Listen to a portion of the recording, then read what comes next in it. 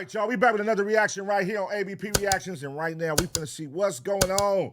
A wife has vanished in the Bahamas, and they saying the husband is responsible. Let's get into it. We are following breaking news. The husband of the American woman who seemingly vanished in the Bahamas has reportedly been arrested. He says that she fell overboard during a boat ride in choppy waters, but clearly investigators think there is more to this story. This is a breaking news edition of On the Case presented by Law and Crime. I'm Chris Stewart.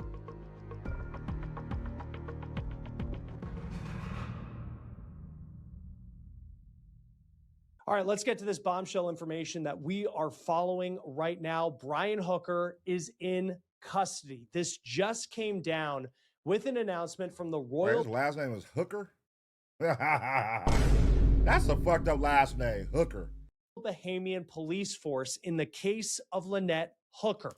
So this is what authorities are saying. Quote, police wish to inform the public that as the investigation continues, a 59-year-old male of U.S. nationality has been taken into custody shortly after 7 p.m.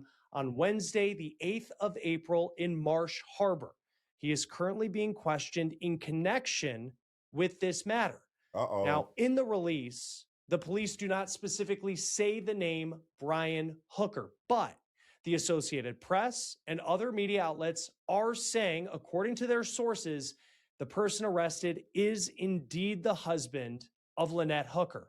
In a statement to Reuters, the assistant police commissioner said this, quote, we took him into custody around 7:30 p.m. this evening in Abaco for additional questioning based on some probable cause we have. He goes on to say he has been taken into custody as a suspect. He's been arrested. Hey, motherfuckers is really that's I noticed that's one of the ways a lot of people get rid of their spouse. They go on like this boat trip, or they, if you got a boat, that's like the number one way to get rid of your spouse. And just be like, oh, he fell over. Because how can you prove it? It's no cameras out there. Y'all niggas far as fuck in the middle of the water. So it's really only what they can prove.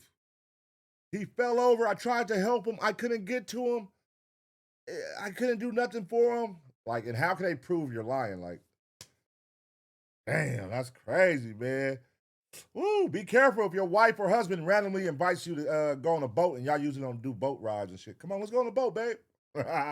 Now, it is unclear at this point whether Hooker has a lawyer at the time of this recording, and it's also unclear what he's being charged with. And you heard that term probable cause used by that assistant police commissioner in the statement to Reuters.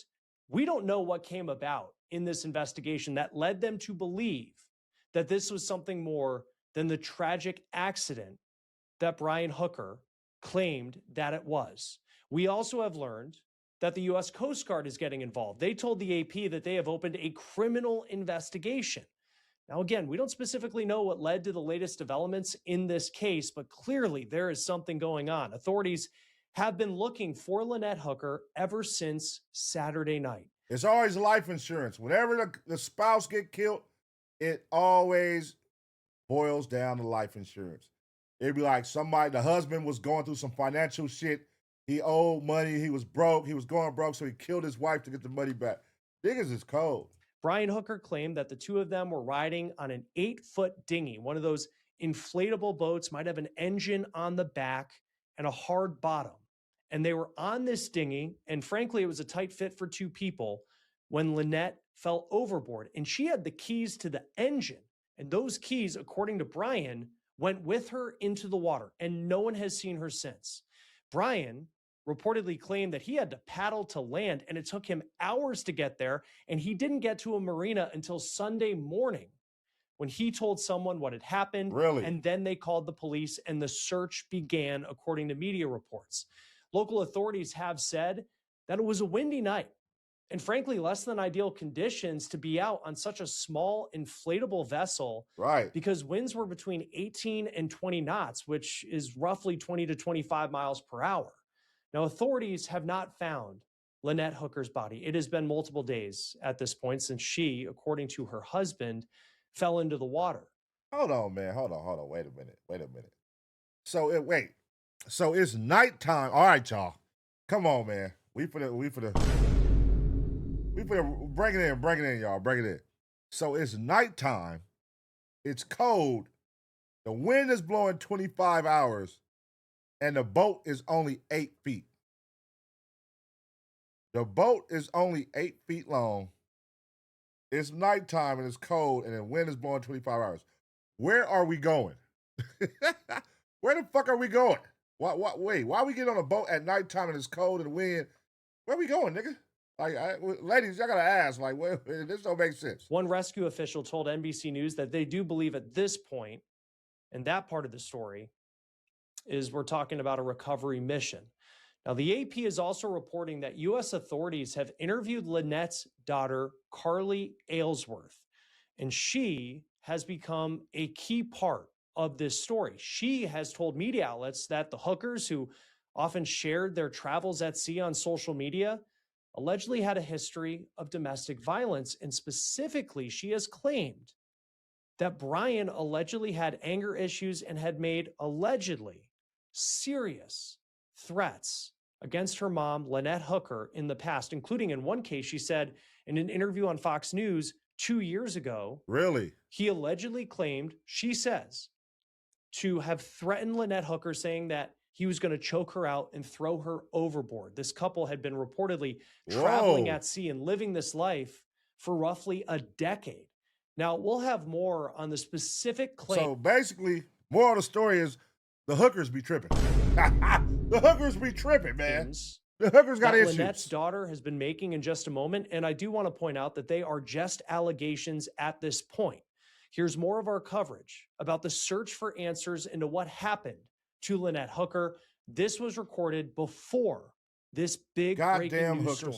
This is a video that the hookers posted to their YouTube channel just 4 weeks ago from the Bahamas. You can see they're paddleboarding down a waterway. The social media channels for this couple, and they're very active on social media producing content, is called the Sailing Hookers. And the couple would post videos of them going to some amazing places in the Caribbean. Their TikTok account says, "We sailed away from BS, a married couple living their best life." And it really appeared, looking at these videos, that that is what they were doing. This is their last TikTok post from 5 days ago of them enjoying the Bahamas. Now, this couple bought a boat in Texas 3 years ago, according to social media. Big sailboat, nice enough cabin where you can spend the night and do these long trips. And it seems like the hookers are incredibly experienced on the water. This is part of the video when they announced that they had bought this boat, showing Brian climbing up the mast with a safety harness and Lynette spotting him. If you're going to sail a boat like this and you're going to do what they did, sailing these long haul trips, and they reportedly did this for 10 years. Oh, so this is their thing. This is what they do. You know, they water freaks. They like to be in the water all the time. They like to be on boats, ships. So, you know, me right now saying 8-foot boat, what the hell y'all doing out there? Yeah, that sounds crazy because we don't be on boats and shit. So, that sounds crazy. But to them, these is motherfuckers who love the water. You know what I mean? And they white. They love the water. So they out there at nighttime, wind blowing. They probably like, shit, that's probably great conditions. But going out at nighttime, I don't know why you would go out at nighttime on an 8-foot boat in the middle of the water, but I don't know. If you do that shit, if that's your whole thing, let us know in the comment section what that's about, because I don't get why you would go out there that late. Really have to be experienced. You have to be a team, and you have to look out for each other. And it appears that's who the hookers were. Now, knowing just how much this couple seemed to care about safety, it does make what allegedly happened on Saturday night a little bit surprising. This is a picture that was part of the last TikTok video that the hookers posted from the Bahamas, and it's the two of them. Is that the boat? Riding on what appears to be a dinghy, a small boat. It's inflatable, has a hard bottom, an engine on the back, and it can really, as you see there, only fit the two of them. According to police, they were on an 8-foot dinghy Saturday night when Lynette fell overboard, according to Brian, and vanished. So it is possible this is the exact boat that they were on. Police say that Brian told them that he and Lynette were making their way on this dinghy from Hopetown in the Bahamas to Elbow Key. Local authorities have said that the couple went out around 7:30 at night. It was dark and the conditions were not ideal. Wind gusts were reportedly between 18 and 22 knots. And if you're not a boater, we're talking between 20 and 25 miles per hour. Now, Brian claims that Lynette fell off the dinghy and she had the keys, and the keys went with her. And as you look at this picture of the boat, again, you can see there's not a lot of space on it. And you can see if there was a big gust that it definitely would be possible for some. Hell fucking no. So wait, they own this boat right here while it's gusty wind conditions going on and ride in the middle of the night. Well, 7:30, they was saying it's dark. And she falls off. So what happens when she falls off? Is like the water like going so crazy it pulls her and he can't help her? Is that what he's saying? Like you didn't jump in? Like if you're a water freak, and I don't know if y'all got another name for this shit, but if your wife falls in the water, nigga, you gonna jump in after her, ain't you? You're not just gonna sit there and just be like, oh man, I don't know what happened to her. Did he jump in and try to assist and try to help her? What happened? To lose balance and fall off. And it appears also that Lynette, she's sitting on the side of the dinghy in this picture. So that story, when you hear it, you might think that definitely makes sense, that it's possible that that is what happened. But Lynette's daughter is now pushing back on that potential scenario, and she's doing it in a big way that we're going to get into in just a moment. Lynette was not reported missing for hours because it took Brian hours until Sunday morning to make it to this marina in Marsh Harbor, Bahamas. Now, let me ask you, fellas, right now, ladies, right now, if your spouse fell in the water, the spouse you're currently with and watching the show with, would you jump in and help them? It's not clear exactly where Brian claims Lynette fell into the water, but when you look at this map, you can see that Marsh Harbor is on the other side of the bay from where the hookers said they were going. Now, once ashore, investigators say that Brian told someone what had happened, and that person called authorities, and the search has been going on air, sea, land ever since in trying to find Lynette. Now, in their own words, this couple said they were living their best life. Their boat is called Soulmate, and they had been living this life at sea for a decade. It seems like everything was perfect. And I know that's cliche to say in a lot of true crime stories, but this is where things are allegedly getting a bit concerning because Lynette's daughter is going public and saying everything was not perfect for this couple. Lynette's daughter is named Carly Aylesworth. She lives in Michigan. Brian is her stepfather. She told NBC News it is unlikely, in her opinion, that her mom, who's an experienced sailor and a fit person, would, quote, just fall off the boat. On top of that, Aylesworth made a shocking claim in an interview with Fox News where she claims the hookers had a history of domestic violence. She went on to say, and this is really? Well, I mean, we live in an era and a time where they could check text messages and all kind of shit, cameras, dude seem like somebody that hangs at bars, somebody gonna know something, especially on the island. Somebody gonna know something. If they really got domestic issues and they always arguing or be fighting, somebody's gonna know, aside from the daughter. The daughter's not out there. She's in Michigan. How often do her and her daughter talk, and when was the last time her and her daughter talked? They said 2 years ago, he said, I'm gonna throw you off. 2 years ago. That's a long time. Did you hear that recently? Because what if she really did fall and he ain't lying? Like, it sounds crazy, but what if she really fell? Because if she's a water freak, she probably knows how to swim. Like, who the fuck likes hanging in water that don't know how to swim? She probably know how to swim and she's used to those conditions. It's been 10 years in the water.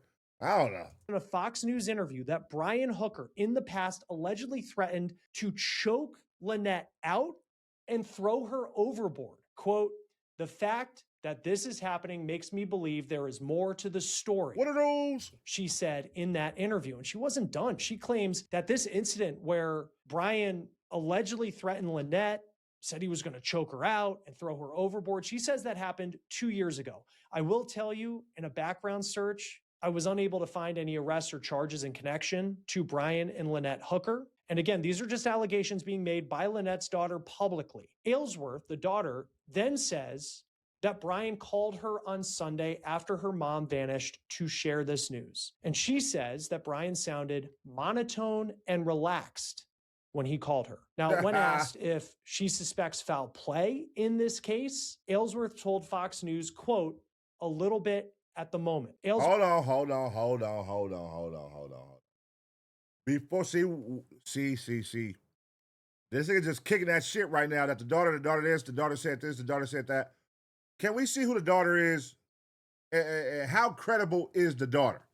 Because the daughter might be a meth head, and she could be saying anything. Like, we can't just go off the word of this daughter. The daughter might be a meth head. We don't know.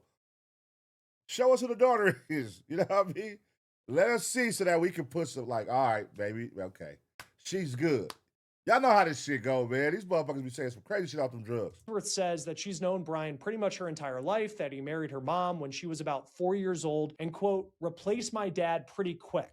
She then went on to say in this Fox News interview that Brian has always been the one to make the rules of the house, and she described him as someone who has anger he hasn't processed, and she also accused him of choking out one of his daughters in the past. Again, this is an allegation that has not been confirmed by police or investigators. So you can see, though, based on those allegations, some very, very strong wording and damning claims about Brian Hooker being made by his own stepdaughter. Aylesworth is now calling for a full investigation into what happened to her mom, but Brian is now making a public statement that we'll get into in just a second. The stepdaughter is also claiming that Brian called her to tell her that authorities found a flotation device that he claims to have thrown her mom after she fell in. According to NBC News... Wait a minute, man. So you didn't jump in? He didn't jump in. He threw her a flotation device? Oh, hell no. Oh, hell no, man. What the fuck? Ain't no way. Ain't no way my wife, who I've been on this goddamn sea with for the last 10 years, nigga, she falls in the water and I throw her a flotation device. Nigga, if anything, you gonna hear we died together, motherfucker. Fuck you mean. A flotation device. Man, what type of shit is that? Nigga, you better jump up in this water with me, fool.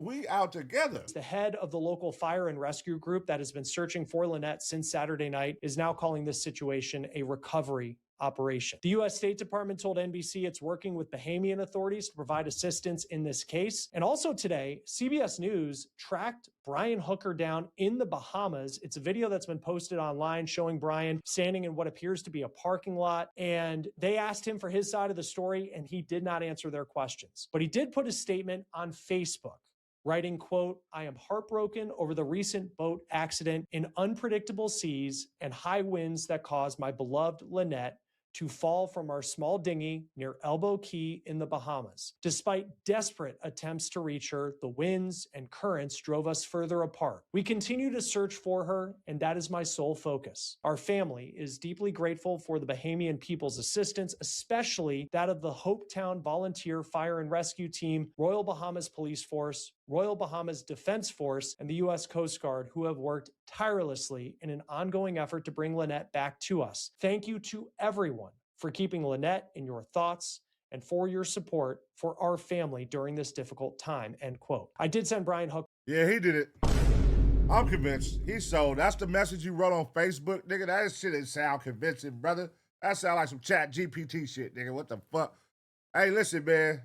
Why didn't you jump in the water? That would be my only question to him. Hey, why didn't you jump in the water for your wife, bro? Like, what? Nigga, we got separated. You and the flotation device got separated. You didn't jump in, nigga? That's crazy. A message to see if he has any response to the allegations that his stepdaughter has made in these recent interviews. And we also have been in touch with Carly Aylesworth, the stepdaughter, and have invited her to come on to talk more about this case. Yeah, bring her on. And that invitation is open. Bring Joining her us on. now to talk more about this case, Michael Winkleman, Maritime attorney. Always great to have you on Law and Crime. When His last name is Winkleman. Hooker and Winkleman. Bro, listen, this is crazy. Following some of these cases out of the Caribbean. Brian Hooker's story. They're on this dinghy. So, Mr. Winkles. And they're in some less than ideal conditions. And he says Lynette falls off, the keys go with her, and then he has to paddle back to shore. how plausible, just knowing the water and the cases you work, I mean, how plausible is that story that he's giving at this point? Not very. Right. I mean, I want to give him the benefit of the doubt because I Right. don't want to cast blame on people before there's been due process. But from my view, there's definitely a lot of holes in the story. I mean, really, it's one of two things, Chris. It's either a terrible accident or it's a terrible crime. So it's not like there's a million theories that can be going around there. If we set aside the chance that it's a crime and it's just an accident, these are experienced mariners. They would have been aware of the sea conditions. Why would you hop on your dinghy to go for a ride to try to get to shore? Maybe it could have been because the conditions were rough. But if you're really an experienced mariner, you're not going to keep yourself in that position. Right. This is exactly like 10 years on the water. You know when to go out into the water and when not to go out into the water. And it's like, nigga, and it's nighttime. Like, what the fuck? Like, nigga, it's cold, it's nighttime, and the winds is 25 miles per hour. And you want to go out in the water on an 8-foot small little dinghy with just a flotation device. And you ain't jumping in that water for your wife. Like, nah, something don't sound right, brother. Something don't sound right. Unless it came out of nowhere, unless it was an unknown storm system. But from what I've seen with a little bit of research was that, there was a known cold front coming through. More often than not, with cold fronts, what comes through first is some heavy storms. So there's definitely holes there, Chris. Because I think of the conditions, 18 to 20 knot winds, which for those who aren't boaters, we're talking like 20 to 25 mile per hour wind gusts. I mean, to be on and you look back at their YouTube, that little mustache picture is crazy. Put out a lot, and you can see like they know what they're doing. I mean, they've done some serious trips. Like, how surprising is it that someone would go out in a dinghy in those type of conditions? A dinghy. Yeah, exactly. Very surprising. Unless they were trying to avoid a storm. That would be plausible to me, that maybe they were trying to hit land, so that's why they were trying to do that. But if that were the case, again, you would have thought they would have left way earlier. Right. Yeah, and going out at 7:30 at night, it's dark. There's just part of it. It doesn't seem like the type of thing, people who regularly practice safety, which it appears they do, that they would go with. At the same time, I don't know not one motherfucker that goes out in the water. And I got homies with boats, but I mean, not in the goddamn Bahamas, but that goes out in a dinghy while it's about to storm and it's 25 miles per hour winds and it's nighttime. Like, what are you doing, nigga? That's what I would ask a nigga. Like, hell no. Like, right now, somebody come to you, and it ain't even fucking cold, probably. Well, I don't know where y'all niggas at. Y'all watch from all over the different places. But right now, it ain't cold in LA. Even if somebody right now walked up, hey, Pun, let's go out in the water right now. Like, nigga, what? It's nighttime. I'm out. I'm not getting on no fucking water at night on a dinghy. How likely is it that we'll find Lynette Hooker's body? I know that local authorities have said this is more a recovery mission at this point. It's been a couple of days. She went overboard off of this dinghy, according to Brian, at night. I mean, what kind of happens here in that part of the investigation? So the statistics show that if you're not found within the first 24 hours, your chances of survival are infinitesimally small. I mean, and even to me, I think there's more holes in the story from Brian about her going overboard, him not being able to get to her. I know if my wife were in the water, I mean, there should have been life jackets on the vessel. I mean, I would be doing everything I could, and I would most likely put myself in the water to go and rescue my wife. So just more holes from my perspective. Like, at this point, if you're the Bahamian authorities and you're trying to figure out what happened, you don't have a body to this point. All of this happened in the middle of the night. He doesn't have the keys to the vessel. He says that he paddles back to shore to Marsh Harbor. I mean, how do you go about this investigation to try and, find out whether his story is actually the truth? Yeah, so I mean, that's basically crime investigation 101. Of course, I'm always on the civil side. When people get hurt, I represent them in civil cases. But at the end of the day, the investigation isn't that difficult in what I would do versus what criminal authorities would do. But you're going to have a limited data set. I mean, the main thing is going to be Brian's story, and are they buying it? If they had an opportunity to check his blood alcohol levels to see whether or not he was intoxicated. But what was the reason they were going there? Were they going there to avoid bad weather, or were they going there to go to a bar? I mean, I'm a native Miamian. I spent plenty of time in the Bahamas and the Caribbean, and there's lots of fun bars on land in the Bahamas The daughters commented that they were drinkers and that there was some volatility in the relationship. You would, of course, want to do an interview with the daughter as well. I know the FBI is involved. So I think between the Royal Bahamian authorities and the FBI. Man, let's cut the shit, man. We know how this went. Listen, man. If it walk like a duck and quack like a duck, we know what the fuck is going on here, man. Stop the cap. And I mean, her body gonna have to wash up on shore eventually. It always does whenever, like we watched a reaction before with the lady and her dude, the old dude, they went out on the boat. She thought he was done because she went so far out, but the body still somehow washed up on the shore a couple of days later. And that's how she was caught. And they was able to do all the tests and shit and figure out that she poisoned them. So I think that's what's going to happen. I think there will be an update unless he did some way out shit like anchored her, where he put something on her where she, something heavy where she ain't going to float up. But they're going to find her if she's somewhere near that area. They're going to find her for sure. They're going to have some data to sift through. And the question is it going to be enough to actually charge Brian with a crime? Or when all the data is sifted through, do people determine that it was an accident?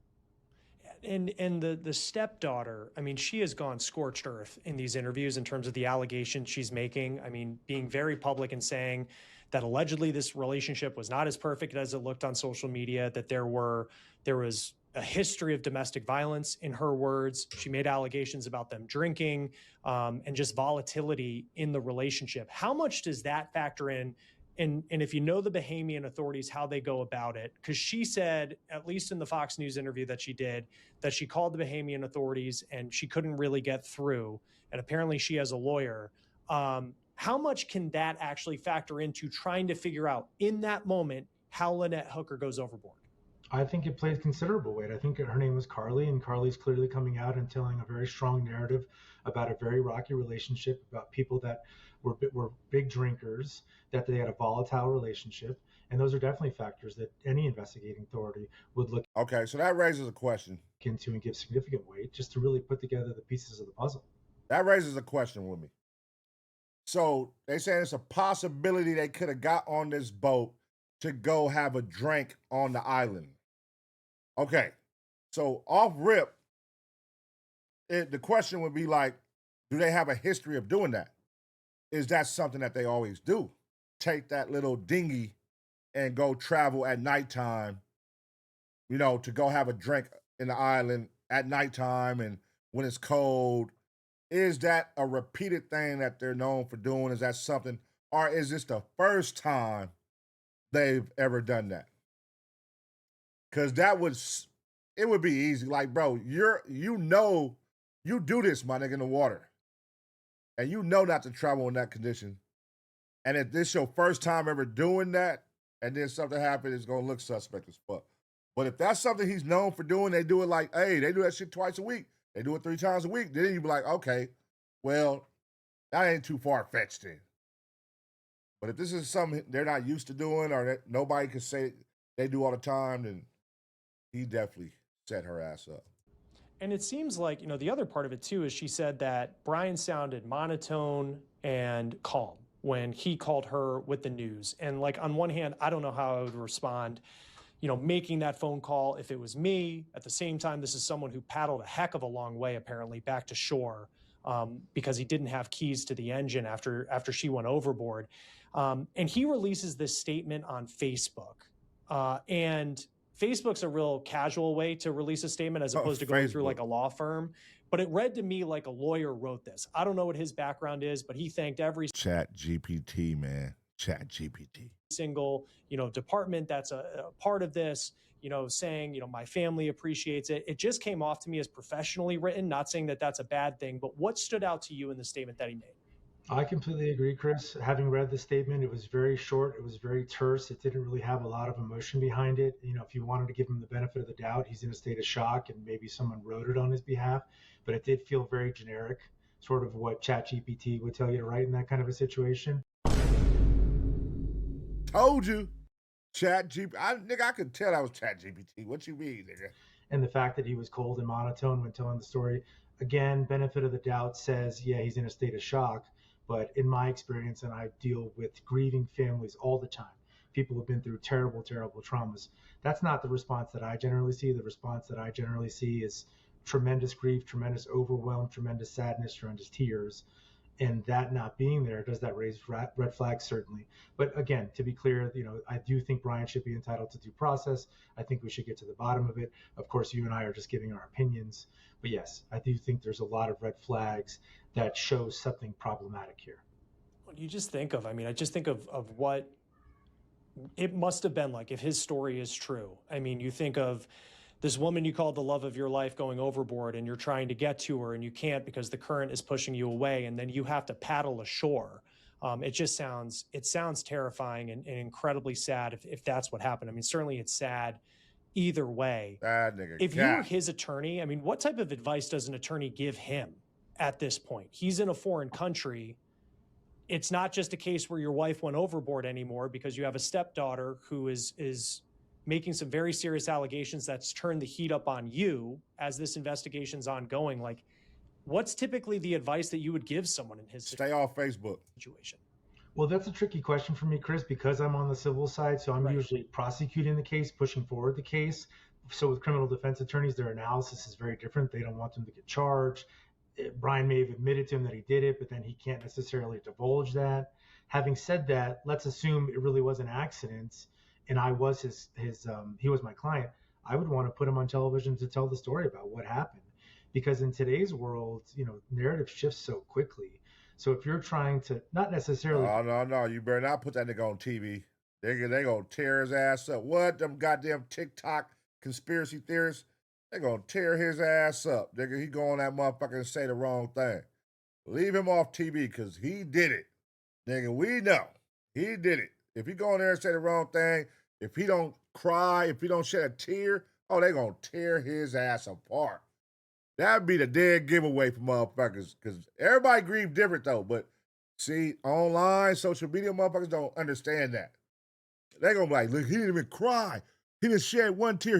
They're gonna tear his ass up. Control the narrative. But if you're trying to get the truth out, get the truth out. Sit down with you, talk to Chris and say, hey, look, this is what happened. This is why it happened. Yeah, I was in a state of shock at first, and this is the love of my life. I wish I had gone in after her, but put it out there. So to me, when you doing that versus putting out these cold and sort of terse statements, again, more red flags. It certainly is. And we did reach out to him, and I figured you did. He's welcome to come on, and we would love to hear his side of the story, even though we know it's an incredibly tough time with what he's alleging took place. Is he likely at this point, like with how the Bahamian authorities in some of these cases, and I know you're on the civil side, like, is he free to go? He hasn't been charged, but in terms of, the Bahamians, as the search is ongoing, if he wanted to head back to the United States, would he be free to do that? So what I've seen in real time is that there have been no charges that have been filed. I know the Bahamian authorities would often say something like, look, we don't want you to leave the island. Practically speaking, legally speaking, could he leave the island? Yes.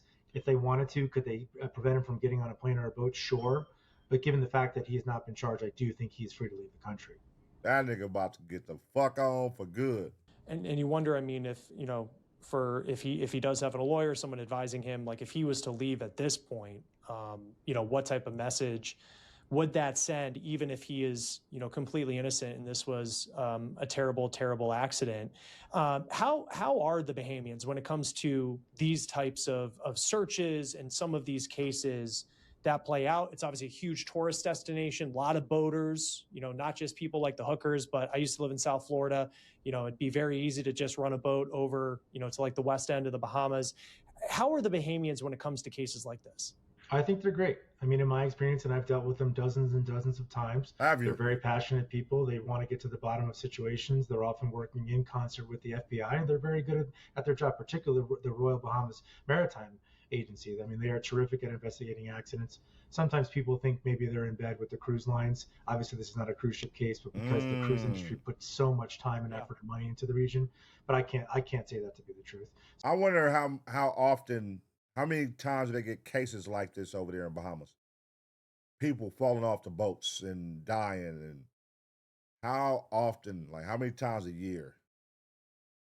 I wonder. So in my view, I think they're terrific. I think they're going to get to the bottom of it. There's a limited data set that's available to them, but let's see what they're able to come up with. And when it comes to the U.S. State Department, the FBI, I know they put out, the State Department put out a statement saying that they're cooperating with authorities. Clearly, this is a Bahamian case, and to your point, they're really good at this, and they have a lot of experience in a lot of these cases. But like, what does that assistance actually look like when the State Department or the FBI says that they're helping out? Well, so, I mean, yes, it happened in the Bahamas, so it's a Bahamas case, but it happened to a U.S. citizen. Therefore, FBI has jurisdiction and can have as much or as little involvement as they want. Obviously, the FBI has a heck of a lot on their plate. So with Lynette going missing, that's not necessarily the top thing on their radar. So I think in the FBI's view, if there's adequate resources that are put to it, then they're going to really rely on that. Often in situations of missing persons, Coast Guard gets involved immediately. They'll set up a grid area. They'll conduct an entire search and investigation, or as here they call a recovery mission. I don't know the extent of the Coast Guard's efforts, but they are unbelievably good at locating bodies. So I hope to a certain extent they've been involved in the rescue operations.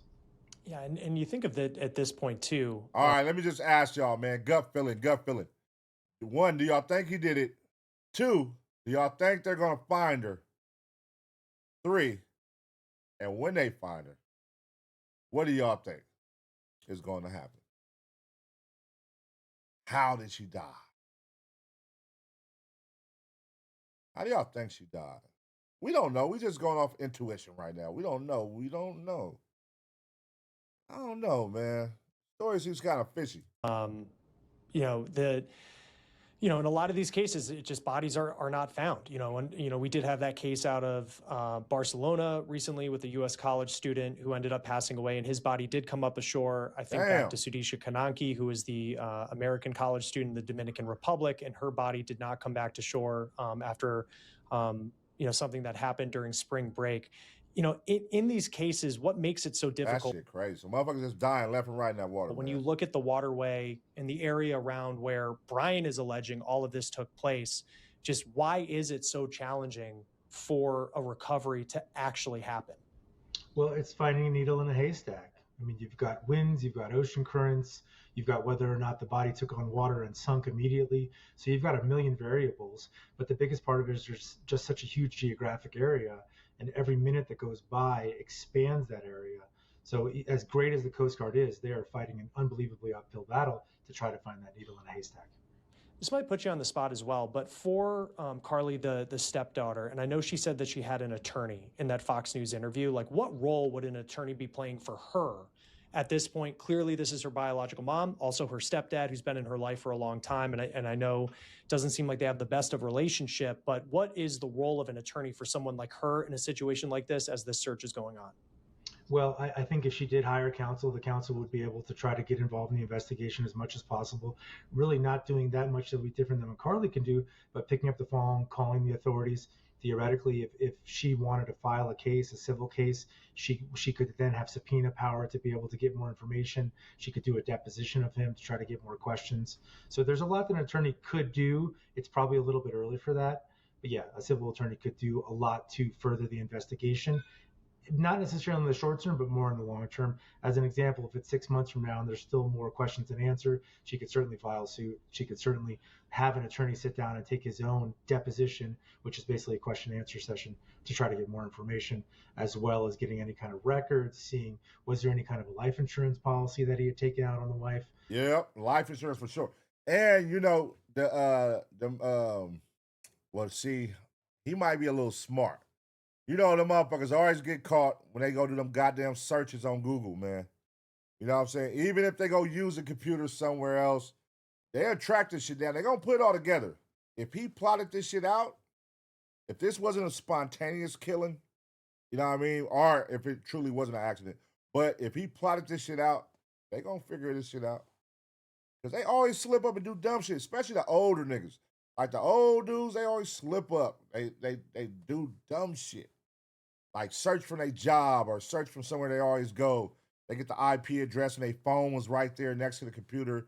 They ping their phone right to where, this computer that was used was at. And that shit crazy. Technology today is wild, man. Was there any type of life insurance payment that was made? So definitely a civil attorney could dig a little bit deeper into the investigation. Yeah, and that's a good point on the financials. We don't really know. I mean, they're retired at this point. They certainly do a lot of traveling and own this sailboat. How long does a search like this go for? I know we're at the recovery point. Saturday night is when this allegedly took place, and now we're talking on Wednesday. I would be surprised if it was still underway. In my experience, you've got a good 24 to 48 hour window. I've definitely seen it go up to more like 72 hours. But now, when we're this far out, I'm sure it's winding down. Yeah, and a lot of questions still at this point. Michael Winkleman, maritime attorney. Always great to have your expertise here on Law and Crime. Thanks for being with us. Thanks, Chris. Nice to see you. All right, man. All right. How y'all feeling about that one, man? I'm listen, man. I'm gonna take his word for it. I'm gonna take his word for it. You know, I'm not here to dictate what happened, but I'm just saying, based off what they're saying, it's kind of fishy that you going out here in the middle of the night while it's 25 miles per hour winds, it's cold, it's dark, on a little ass boat. Now, if you had a bigger boat, I would understand that. Something that you could go down in and got a bed in there or something. All right, cool. But why are you going in the middle of the night in that little ass boat? Well, at nighttime, at 7:30 p.m. At nighttime in that little ass boat. I don't know, man. I don't know. But if that's a recurrent thing they do, then hey, he might not be lying. I don't know. We'll figure it out. If they give us an update, we'll react to it. But let me know what y'all think really happened out there in the Bahamas, man. Did she go missing because of force? Or do y'all think she really, failed and he couldn't get to her? Let me know what y'all think, man. I'll give y'all 2 seconds to smash a like. And as always, get ready for the next reaction.